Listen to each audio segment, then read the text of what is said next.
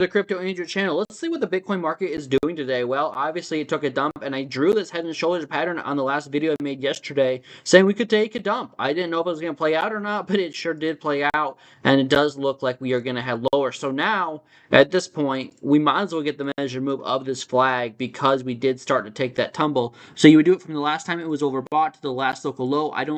If it's a crazy wick like that, I don't use the wicks. Usually I do, but if it's an insane wick like that, I'm not going to use the wicks. So really the next measure move is 94K. That still looks likely to me as the next massive target. Like to the downside, you're going to have supports before that. Like you have support at 105,000, you have support at 100,000. But if we lose $100,000, the next macro support I see, like on the weekly time frame, or the next macro target I should say I see, would be about 94, let's say $95,000 to be conservative. So let's put the stock back, RSI back on. That's a rounded top. That's a head and shoulders at the bottom of the rounded top. And at this point, we obviously took the dump. So now let's look to the smaller time frames to see if we can get one more bounce here.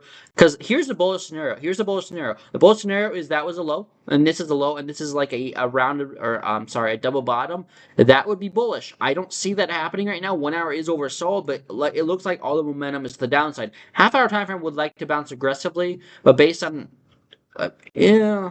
It never got completely oversold. It got down to 9. I don't see that bouncing just yet. 15-minute time frame, you can see the stock RSI got a nice candle green, and just like that, a red candle. Not bearish engulfing yet, but at this point, I would look for more downside on Bitcoin. So I really, in these times, go to the smaller time frames to see what's going on, and when I do that, I would be drawing bear flags. So at this point, I don't see enough bullish momentum to really get a bounce here. Maybe I'm so wrong, but we'll see, right? The next target to the downside, if we continue this bear trend on the 5-minute time frame, would be about 104. And then again, I told you there's a lot of liquidity at 105, so I expect 105 to be a bounce zone. But if not, again, oh, I'm sorry, the target's 104.8. Yeah, that'd line up with what Bookmap suggests that we go down to about $105,000. Right now, Bookmap has a lot of liquidity around that 105 area, and then a ton more at 100. I technically does have more liquidity at 105 than 100. So we'll see. I see downside of about $100,000 later today, or at least sometime this week. That's my update on Bitcoin. I'm sorry it's bearish. If you guys enjoyed this video, make sure you guys hit the like and subscribe. If you guys would like to join the Telegram group, which is free, link to join is on my TikTok bio. And I'm going to make sure it's on my YouTube bio as well, because I did update it. With that being said, guys, that's all I got. Have a great day. The trend's your friend till the end. Right now, the trend of the smaller time frames is to the downside.